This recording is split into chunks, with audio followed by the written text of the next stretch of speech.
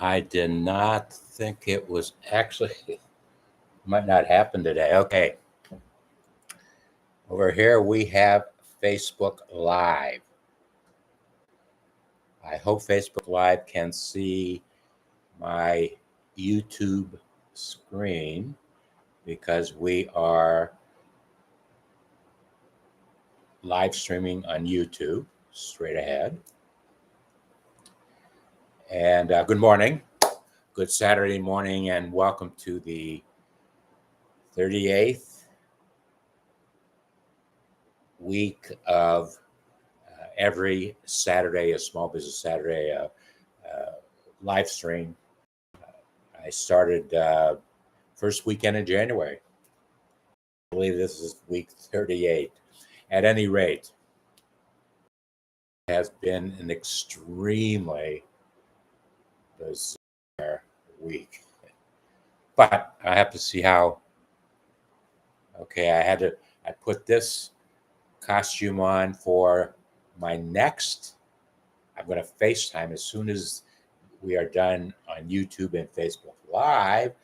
I'm going to be FaceTiming with three young ladies who call me Grandpa David. I haven't FaceTime with them for a couple of weeks, so I'm very much looking forward to it. And if they just happen to be watching on Facebook, I'm sure they're not watching on YouTube. I'm never sure if anything. I have a math challenge question for you girls today. So we'll see that in about an hour. Why has it been a bizarre week?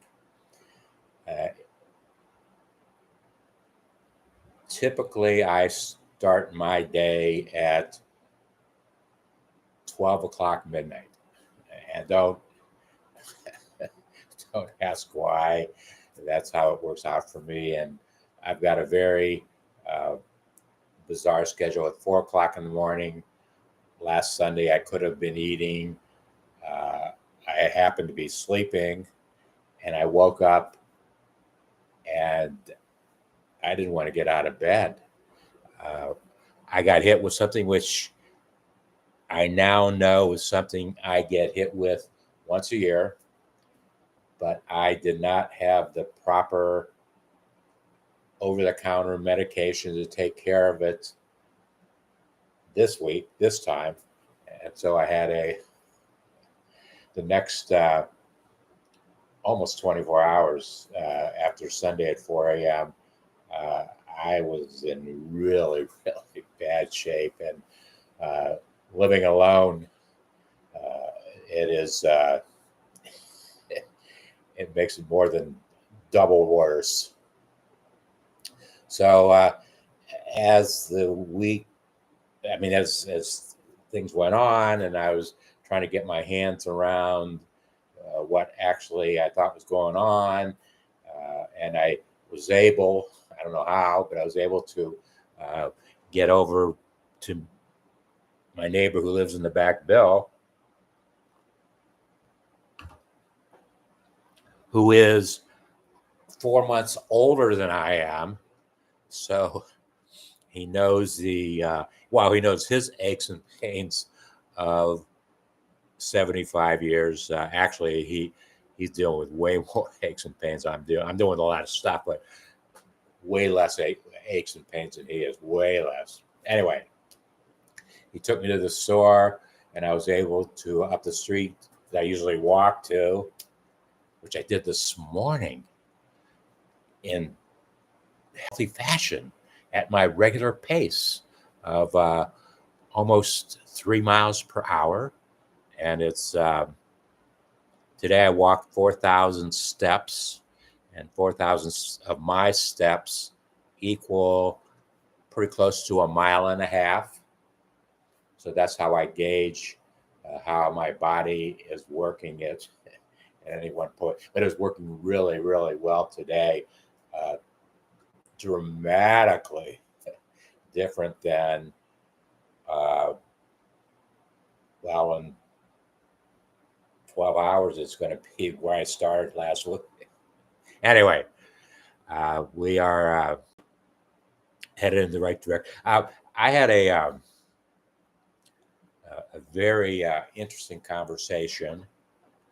Oh, well, not we didn't talk, but it was an email interaction with my daughter, number two, who I never had, and she was the last one to test my hearing in the Ohio State University labs, and it had to be I'm going to guess, Sarah, it was 7 years ago. Had to be that. Well, Grandpa David's hearing needs to be revisited. There's no question that there are things that I can do to improve my level of hearing, but because it really is not great. And so we're going to be exploring all of those. And my first step was to schedule a hearing test, audiogram, as Sarah told me, that I had to use the particular folks that I am using because my insurance pays for the test. It was that simple. And they are a very well-known company, a big operation. And I could tell from the very beginning when I contacted them that they were going to try to, in their best way, sell me a hearing aid solution, which I understand that totally. That's how that business operates.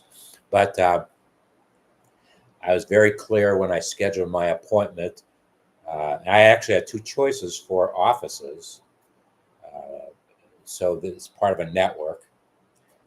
And the one that was bus closest, actually it was the same. No, it wasn't. It wouldn't be the same. Different buses, but same in different directions. Totally different directions. And so I picked the one which was my best choice. And as I was, as talking to that office, made it very clear that I only am interested in the audiogram. My daughter, number two, who never was, is going to make my final buying decision based upon her expertise. And I learned a new title for Sarah this week, which changed from 7 years ago. And Sarah, you'll correct me if I'm wrong. She is a research scientist in the Department of Speech and Hearing Science, the Ohio State University. So that happened this week. My appointment is October 4th. No, it's October 28th. I got another crazy thing I had to schedule for October 4th, and we won't talk about that. But my primary care physician, in interacting with her about what she wanted me, what she was requiring me to do. So in the insurance world, Medicare Advantage insurance world, you got to go by the book, or pay for something different. And so that is going to happen on October 4th. I got some instructions yesterday after I scheduled that one, and it's only a 30-minute outpatient procedure, which my primary care physician told me was the last one I'll ever have to take in my lifetime because of my age. And it, interesting enough, as she was, the scheduler was looking at my chart, which is, I've had the same chart, very active medical chart at UC Health here in Cincinnati, and it's been very active. Actually, a year of it being very active. I told the chief operating officer, not personally, but in a presentation proposal story that I would love to tell. I said to him that there have been at least 6 times in my life that I know of that I was in their critical care unit wing 6 times, not knowing if there was going to be a tomorrow. And here I am. Yes, there were tomorrows. Thank goodness. So that's going to happen. Oh my goodness, just that happened this week. But I got to say that after Sarah came back to me and said, glad to see you have an appointment, that make sure you ask for a copy of your audiogram. That's the important test result. I'm happy to look at it for you and make some recommendations. Yes, Sarah, thank you. I responded to Sarah and said, with yours and Jordan's titles, Jordan's my son, you have to be UA Upper Arlington's power couple, if maybe all of Greater Columbus. Sarah, I just explained to you what she does, and she's a research scientist, and Jordan is a senior vice president strategy of the only company that he has ever worked for professionally since college. He started literally his last quarter in college at Ohio State to, I guess he was interning with the company, and he hasn't left. And 15 years later, he is senior vice president strategy. And needless to say, very proud of my Columbus children and my Dallas children, the parents of the 3 Grandpa David granddaughters are absolutely, open for contradiction, but have to be Dallas's power missionary couple. Sam and Kimberly. Sam for sure. Sam and Kimberly, as long as I've known Kimberly, and they celebrated their 15th anniversary 2 weeks ago, back at the romantic setting in Rome, where it all started, doing missionary work. Sam has been doing missionary. That I know, he started his year at Miami University up the road, an hour up the road from where I live, and he and Kimberly met there. Miami University is known nationally as maybe the #1 school where couples meet and greet and get married. And it happened 15 years ago. As I flash back and think about it, when Sam actually graduated a year early, and started doing his missionary work in Italy, and then came back and got married. And I went to Kimberly's graduation at Miami. And not only did I go to her graduation, I was the barbecue chef for her celebration party afterwards. Oh Lord! So they are their lives are devoted to missionary work and the capacities that they do it, and they both do very good job. So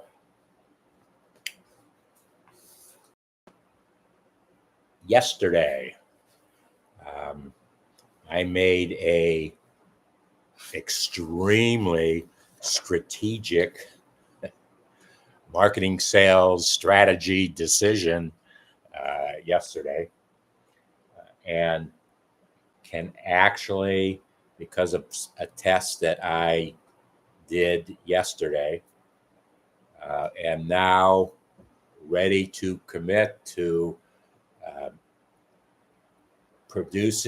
digitally producing and publishing 10,000 marketing and sales value, trust, live stream conversations, 19 minutes in length. So I will be interacting with 10,000 folks. And because of an initiative I started yesterday with the Better Business Bureau here in Cincinnati, I've said that the um, any accredited business, Better Business Bureau accredited business, as I am and have been for years, interruption. And I actually, for the first time, it had been back in the early 70s when I was publishing in Canton, Ohio, that I first got involved with the Better Business Bureau. I have built my publishing and digitally publishing, producing activity with the value that I bring to the marketplace, the system that I have developed in the last 3 years here in Cincinnati, and coupled with trust, which is absolutely the bottom line to any buying decision in business, is, do you trust the source? Well, do you trust the source from whom you're purchasing? And so the videos, the live streams that I produce, the last part of it will absolutely have an answer to the question, why should folks trust you and or your business? And so 10,000, my mission is to digitally publish and produce 10,000 live streams to folks who are Better Business Bureau accredited businesses. They will have the right of first refusal. I can't, if other folks want to also see if they qualify, they can always get a private marketing sales value trust triage from me. I probably should charge for them, but I will. If you have a challenge, a question, an interest, contact me and we'll make it happen somehow. And trying to see if I created, I think it was a 27-minute YouTube. I call them video emails. I tested the concept very, very successfully in the last 3 years in Cincinnati. A huge, unheard of open rate of them, and by the same people open rate with the same kind of interest level. And the reason, well, and here's where it's going to really get fun, and came up with this concept yesterday in the last 2 days. 8 years ago, literally 8 years ago, Google sent me an email. They sent me an email on their own, uh, saying that henceforth, now and forever, and this was 8 years ago, Google will recognize you with the algorithm David F. Small Biz David Leopold. And nobody that I've asked has really been able to explain their thoughts of why Google did that. I have my own thoughts why, because I worked hard in the marketing and sales that I do to try to get that designation, and it worked.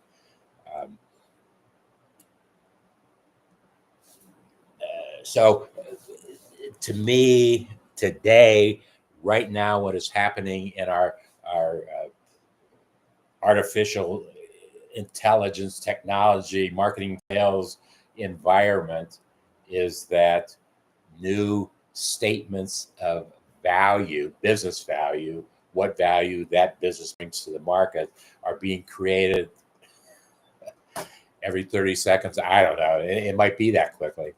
It might be that quickly. So the value statement, what value that business brings, it's obviously important because people are not going to do business with you unless you can show them, demonstrate to them that you will bring value into their life, whatever value that might be. And where it really becomes a great validating opportunity for me is that artificial intelligence cannot deal with trust. Number one, there's too many artificial intelligences out there to try to figure. Well, you got to put your faith and trust in somebody, so that's your choice where you want to go with it. But our system that I have created establishes centerpieces, the trust that the marketplace should have with you, for you, in your business. And so that's a very exciting thing. And as I did a little bit of additional research since then, oh, by the way, because I am an accredited business, I'm allowed to use sticker. Among other things, I'm allowed to use that logo and sticker. This one I use to whenever I mail anything, I seal the envelope with one of these. I'm also need to put some things on my own BBB accredited business webpage. I have my own. I actually visited that page this week for the first time in probably been a lot. It might be a year. I last visited the page, and thank you to Andrew, who I'm having trouble uploading a YouTube video to that page, which I finally did with his help, with his assistance. So there's it was a technology thing that was going on that I just didn't have knowledge of, and Andrew did, or the BBB did. And so with that powerful combination in this country, the SBA says there are 33.3 million small businesses. I've always questioned the accuracy of that number, but that's the number that they use. Small business being defined as having less than 500 employees. But what I have never fully accepted about that number is a number that started growing in 2020, the very first year of the pandemic, when folks were told they have to be in their homes. And while in their homes, many folks figured out that they could be doing an online thing for themselves in addition to whatever they were doing, instead of whatever they were doing, depending upon what it was that they wanted to accomplish. So there is a huge multi-million network of what I call solopreneurs. A solopreneur is basically a one-person operation, and I have been a one-person operation for all but about 10 years of my life, and so I'm I'm pretty much an expert on that, an authority on how to be a solopreneur efficiently. That is the most important thing that a solopreneur has to figure out is efficiency, because we have the same amount of hours that everybody else has, and we need to figure out how to position ourselves with efficiency. That's something I specialize in. I'm an authority also on that one. So, 3.3 million small businesses, less than 500 employees. The Better Business Bureau says that there are approximately 400,000 accredited businesses that, like I am, like Dreaming with Entrepreneurs is, in the United States. So that represents the folks that I want to talk to first, and look for 10,000 of those folks. And so I don't need to find as many folks as it's exactly how many folks I need to find that meet those qualifications. There's no question in my mind that they're we are ready to take our system that I've been developing into any of the 387 Wikipedia defined metropolitan statistical areas. They define 387 of those in the United States. We are ready, able, doing wheels in motion, taking our system to any of those markets. And so if any of this seems to be of interest to you, or a friend of yours, or a follower of yours, let's connect and let's make it happen, and be building a wonderful network of trust in those markets. Not that it already isn't there, but there's also a lot of other things going on in everybody's market. It's amazing to me how I go through my inbox, and I'm going to do this publicly one time. How I go through my inbox and all the AI marketing and sales emails that I am getting. So I don't know if a human being is generating them or AI technology is generating them, but I get easily 50 a day, and those are the kinds of things that folks, if you want to demonstrate, if you want to show the marketplace, if you want to share with the marketplace that folks ought to be doing business for you because you bring value. Here's the value that you will bring to their business, and based upon you making yourself available, that's the trust issue, the trust concept that has been developed. I've been doing YouTubes for 17 years. I did my first YouTube 17 years ago, and I did it because I wrote a book that had 749 questions in it, and none of them had answers. it was a workbook designed to be a workbook. And so now, when people were complaining that they wanted answers to their questions, that's when I started doing YouTubes to provide those answers, and have 2,500 over 2,500 hours of live streams on YouTube. So I am sure that most of the questions have been answered. If not, contact me and we'll get an answer to the question. So I know there's I guess we're probably ready to do it. We're ready to do it.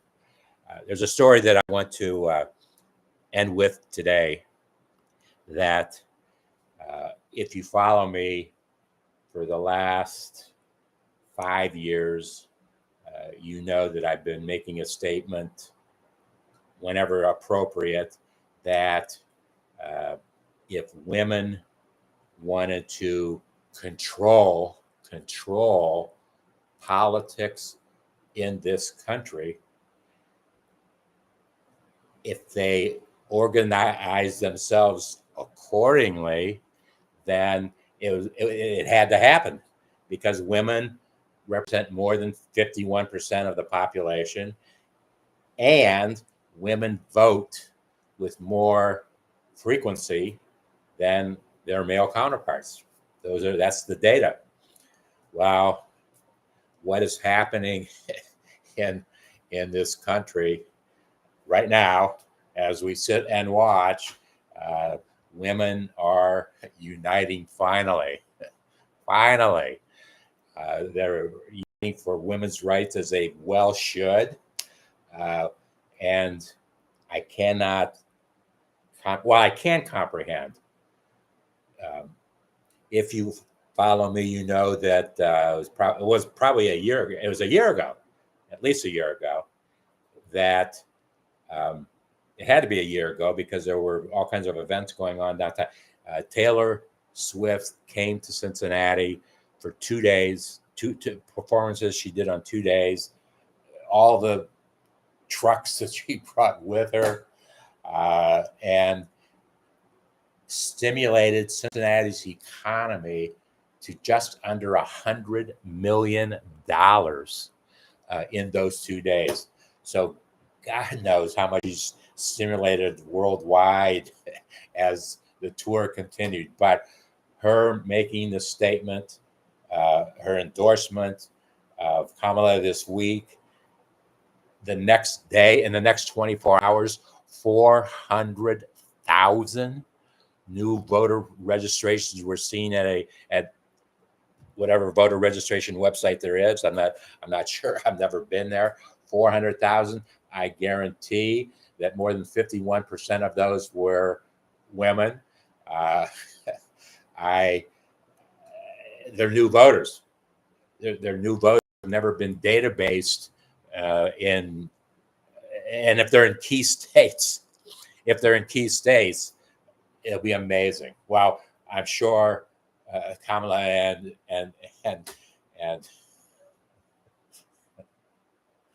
oh my goodness, cannot believe what marketing and sales is going on, and I'm having fun watching it. Before Taylor Swift, and you've heard me say this many times. Well, I don't know if you've heard me say it. I've written about it.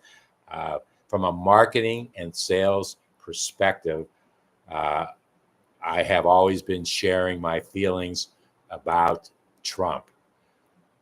Never in my lifetime have I seen somebody lose something and in the next 2 weeks raise $200 million.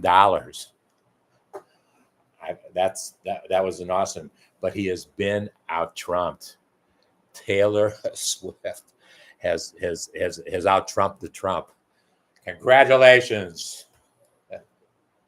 It amazing to me, and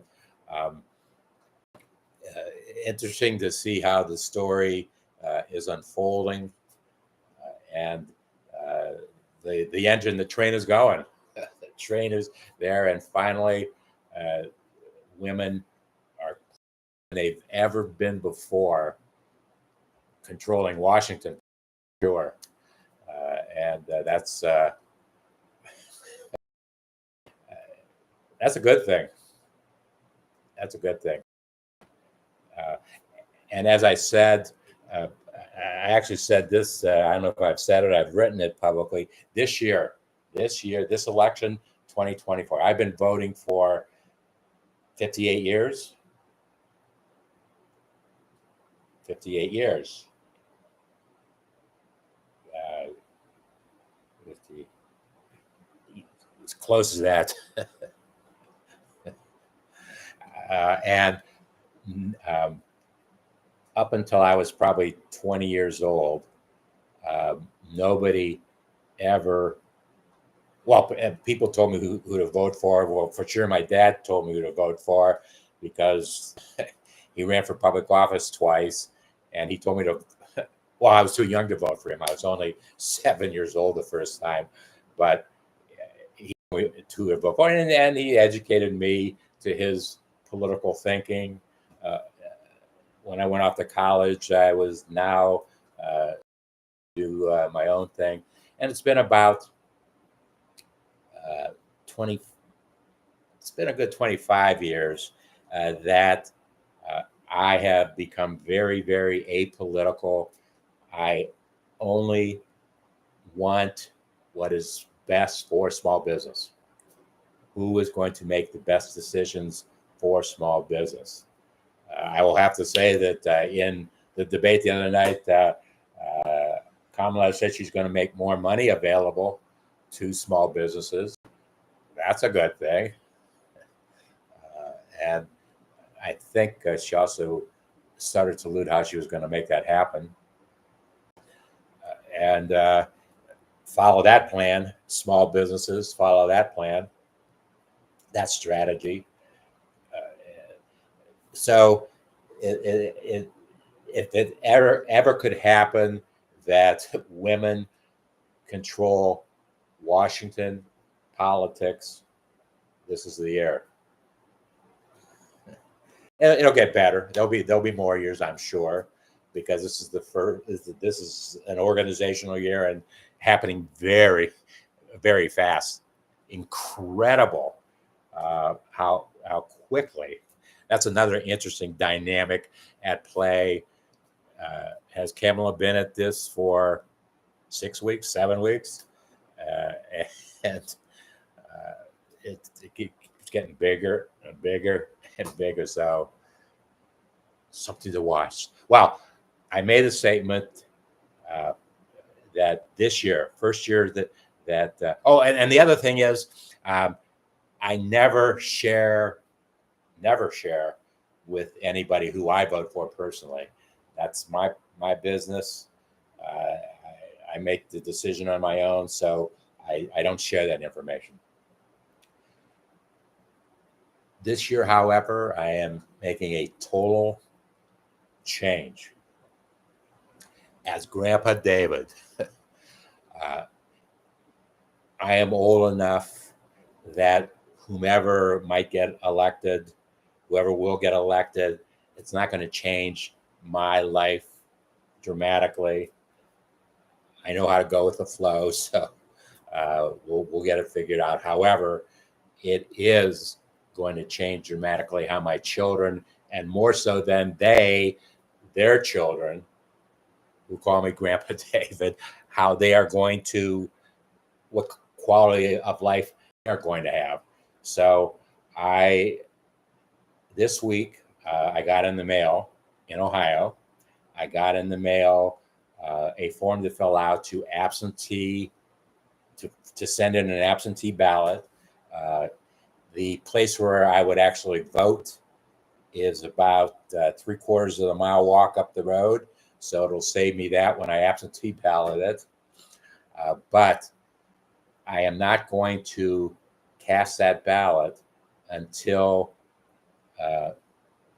till Jordan, Sam, Kimberly, and Sarah, until they tell me whom, and they can do it separately. I don't need to know. I don't have to have a group decision on it. Who I should vote for, which will be the best choice for their children. It's that simple, and nobody will ever know how I voted. That what they do with their vote. That's their interest, whatever they want to do. But that will happen in election 2024, which is what, under 60 days away. The next 60 days, the artificial intelligence that I see on the television, and my television is on. That's my television over there.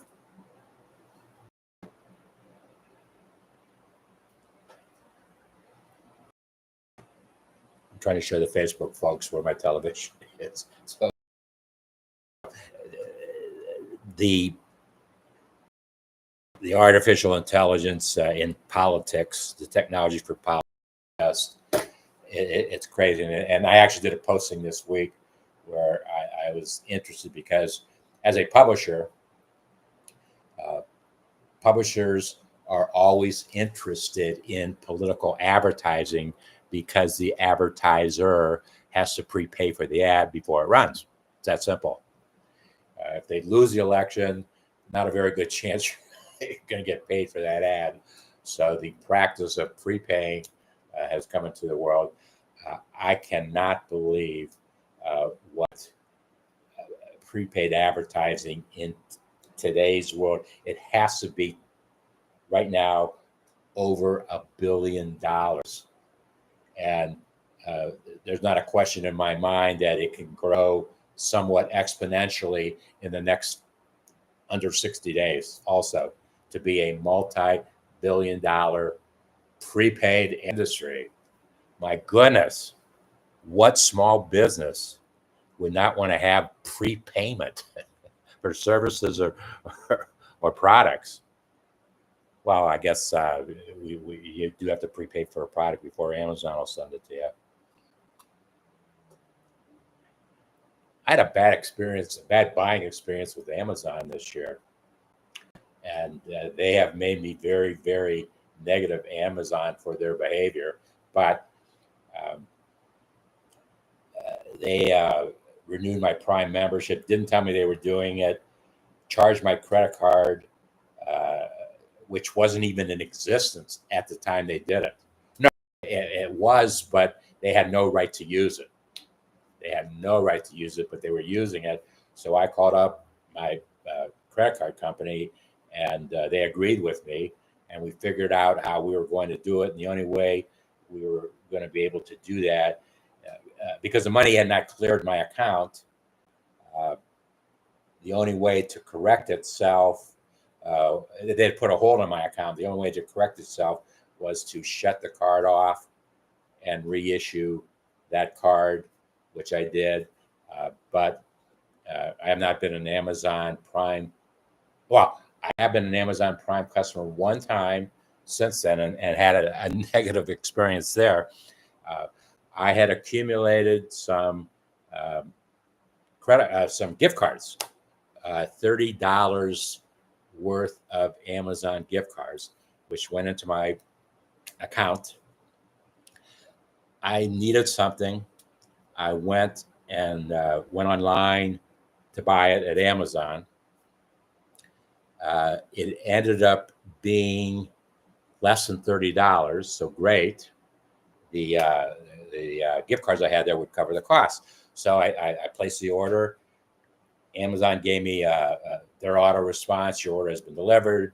Or you're ordered, placed. Here's when to expect delivery. 24 hours after they sent me that email, I get another email said, you don't have a credit card on file, a usable credit card on file with us, so that order has been canceled.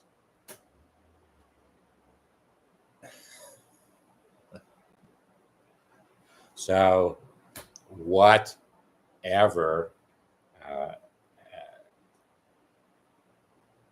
Amazon's getting some interesting challenges right now. The industry, the world, I'm watching the cost of food price battle. Oh my goodness. Right here, there's no hotter place for all of that than here in Cincinnati, because 10 minutes away from where I am sitting, uh, the most major food price decisions are being made. And I've had some, my market research that I did for 3 years had some extremely interesting interaction or non-interaction with the individual downtown who makes those decisions. He is absolutely the yes or no pricing, merchandising, marketing person, to my knowledge, in the company. I can't figure out if anybody has more power than he, but he definitely can say yes or no. No question about that. And that's happening here, and that whole thing. And I don't agree with stuff that's being said in the marketplace, but yeah, who am I? The pricing game. Well, once again, I guess the pricing is going to fall out wherever it's going to fall out, but that trust factor has to be there. The trust factor has to be there. Kroger says they and Albertsons can't do what the country needs to be done because of what is being done at Amazon, Whole Foods, actually Sam's Club, Walmart, Costco. Lots of very, very interesting things happening there.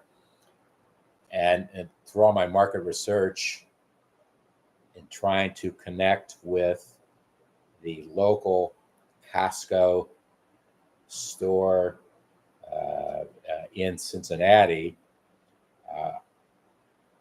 I connected with a regional marketing manager, one of the most brilliant. The marketing and sales mentality that I saw there was unreal, and that was at the regional level. Many things going on. So the birds are chirping. Does that mean it's approaching 11 o'clock? Every hour on the hour. The app obviously not on the hour because the clock is not working properly. Birds chirp. 12 different ones chirp. I should by now know exactly who they are, but I don't. I have to go over, and I've got a chart over there that tells me exactly who they are. So thank you for your time today. I hope you've had as much fun as I've had putting together what we were going to share and talk about today.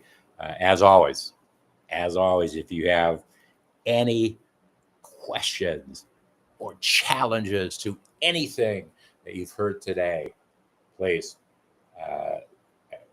contact me through whatever way you are observing what you're observing. And remember, I need to clear my throat with my black tea. Remember, do what you love and love what you do. Enjoy your day.